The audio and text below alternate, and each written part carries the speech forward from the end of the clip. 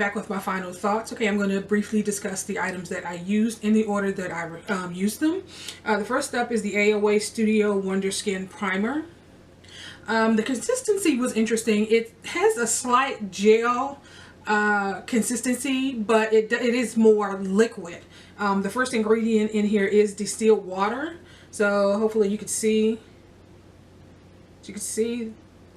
So it does have a slight gel consistency, but it does glide on. It does glide on really well and absorbs into the skin pretty good. So all in all, not it's a decent product. It's a decent product. Next up is the Santee Aqua Stylish Silky Milk Foundation, and this foundation has SPF 20. It actually did pretty well. I was expecting it to be somewhat lighter or come across more ashy, but it actually went on pretty good. It blended out decent, as you saw. It is kind of it does have a thicker consistency, so I do believe you can have like a medium to full coverage with this foundation.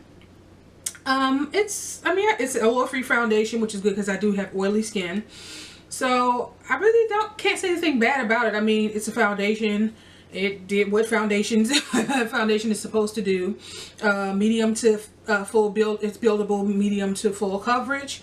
And like I don't remember the prices offhand, but of course I'll try to list that in the description box later. I did go in next with the, this is actually a 2-in-1 concealer and foundation. This is also Santee.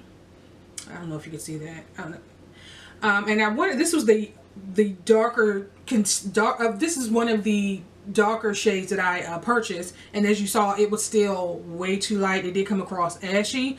It looks like it's kind of toning down. I did add some bronzer to kind of tone it down some, but because it was very ashy, so I don't know how it's coming across to you, but as I can see here in my monitor, it looks like it's kind of settling down some.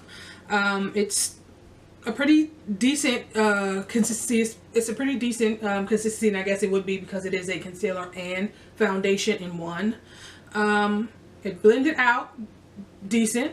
Like I said, it was just too light for me, and I believe this was the darkest shade that they had, and this is in warm beige. So this was the darkest shade they had, and it was too light for me. So just, you know, an FYI for those of you who are considering using this this line.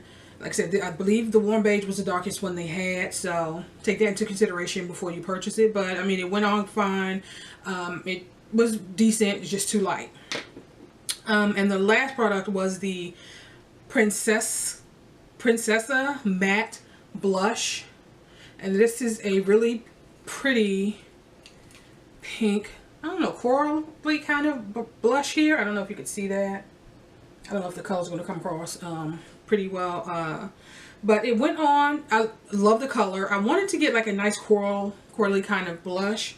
It's highly pigmented, which is why I was really light with putting it on, because I tend to be heavy-handed with products.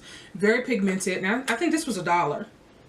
The thing is, it doesn't have a product name. It just has an item number.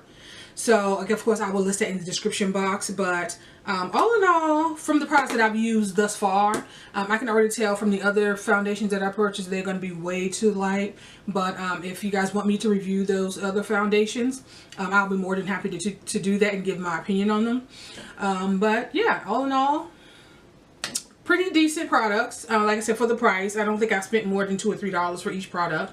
And yeah, so I will see you guys in the next video.